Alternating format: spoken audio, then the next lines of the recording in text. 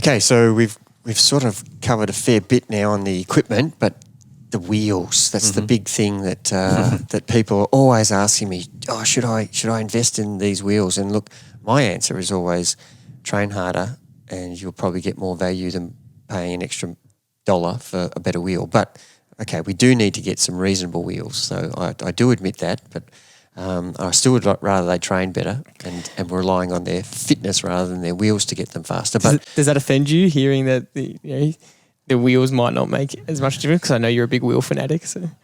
No, it doesn't. It certainly doesn't offend me. But there's questions before wheel choice. So wheels are awesome. They're fast. They're cool. They're shiny. There's always new ones coming along. There's always new technology with them.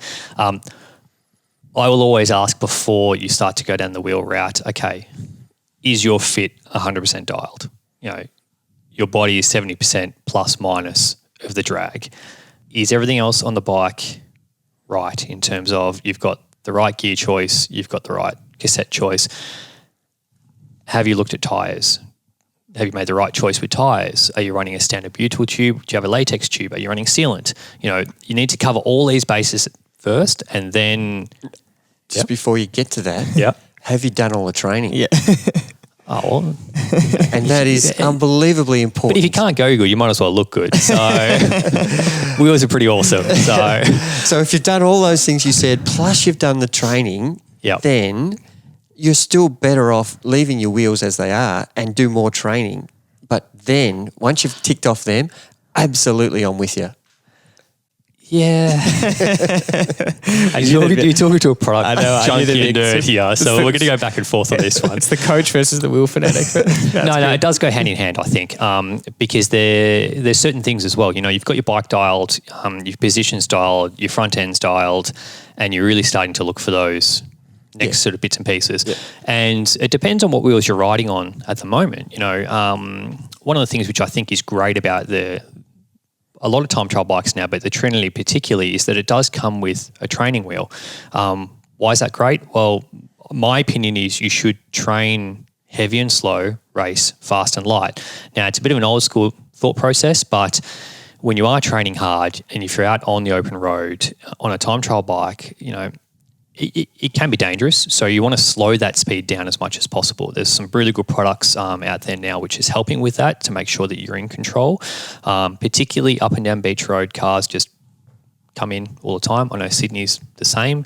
So look at training wheels first. And then the decision is, okay, am I buying a race set of wheels or am I buying a set of wheels which I want to be a lot nicer, a lot faster, and they're going to stay in the bike the whole time?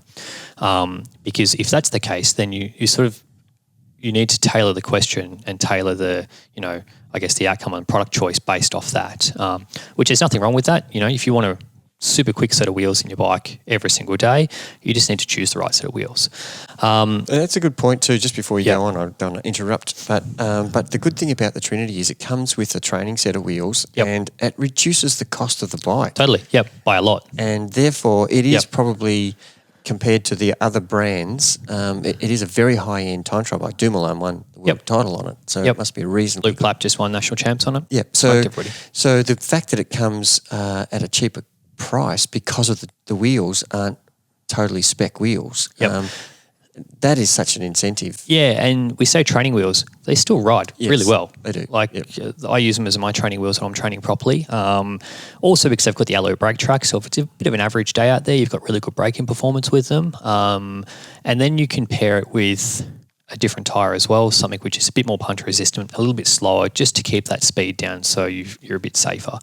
Now, having said that, people like nice things, people like fast things. So it comes down to what sort of wheels you'd put in, whether they're going to be your 100% race wheel or they're going to be a bit of both. That also comes down to whether you're doing triathlon or whether you're doing time trialing, or whether it's in your TCR, Propel, or your Canyon or whatever it is.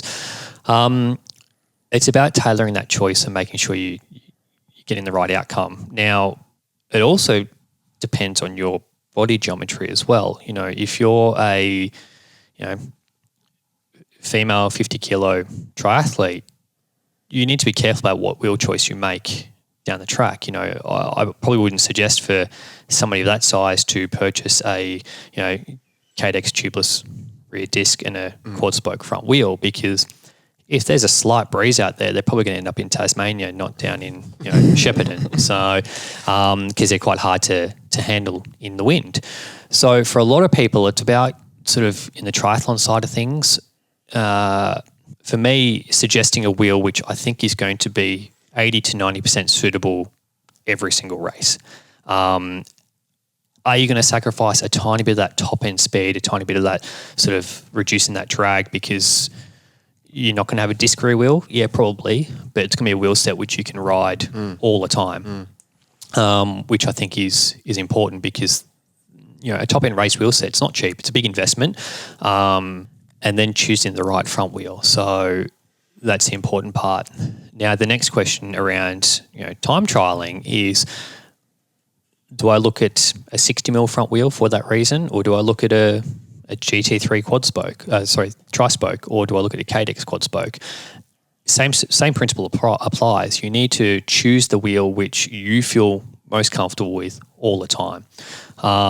But is it a great upgrade to your bike? Yeah, of course it is, if you're averaging a certain speed. So which that grey area is, depending on what you read, anywhere above sort of 38 kilometres an hour, you can warrant going to a disc and a good front, not a good front wheel, but a deeper front wheel for that reason. And it's also course dependent, you're not going to ride a super deep front wheel on a course which is very, very undulating, it's open and exposed. You'll probably want something a bit shallower. Reason being, if there's a bit of wind and you're getting buffed around, how many times are you sitting up on the base bar versus being able to hold and ride that TT position? So it's all relative. If you're riding a wheel set which you can't control and you're having to break position a lot, well, you're probably going off. Counterproductive. Correct. So it's about, once again, choosing the right equipment for your discipline, your goal, your events, and what you can control as well. The example is, a lot of the really windy courses, like Kona, and everybody knows a course that they've done where it's been extremely windy, and it's a no-brainer to me that there is no way I'm putting the quad Cadex front wheel in on a day where I could possibly be moving across the road a metre or two. Definitely. And I'm going to break the pressure on my pedals, which is the key thing to me, because I'm absolutely scared. And I'll all of a sudden stop pedaling properly because my bike's moving. And then I sit up in the, out of the TT position, so my bike's already going slower. So forget all that.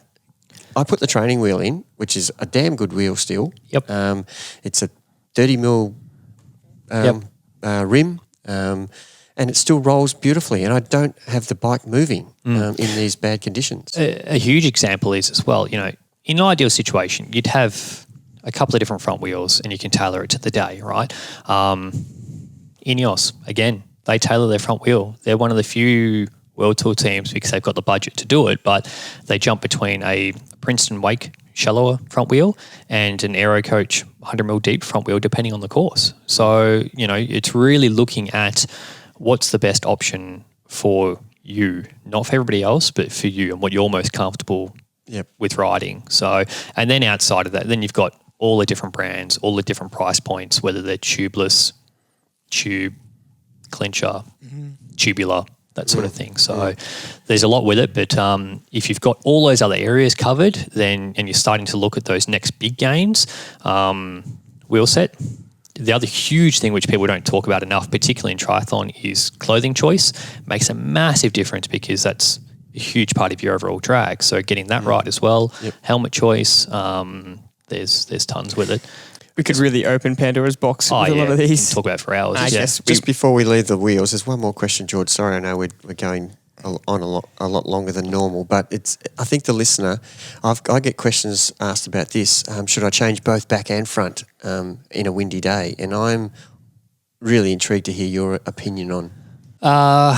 For me, I prefer to be a bit cautious with it, because people do listen to your advice, and it is a dangerous sport. And if it is conditions which are a bit sort of questionable, for me and for majority of my customers and clients, safety comes first. If it's a day where it is blowing a gale and you're a bit unsure whether you can control it, then, most people have to go to work on Monday. Choose a wheel that you feel safe with. If you're just going 100%, it's world champs, it's national champs, I don't care about tomorrow, then ride the disc. Ride the deeper rear wheel, because 9 times out of 10 that is going to be faster if you can control it. But if you're a bit concerned and unsure, and it's a local club TT or a 2XU or something like that, then ride the wheel which you're going to feel comfortable with. You don't want to finish the race being like, I hated every second of that, because it's a sport you love. Use the wheel which you enjoy the most. I remember a couple of years ago, Challenge Melbourne. The day beforehand, the weather was absolutely atrocious, and they banned disc rear wheels. And I was one of the people that were like, oh, that's ridiculous. That's crap. Like, I was doing a team, doing the bike length. I thought, no, I want to ride my disc wheel. I've got this wheel. I want to ride it.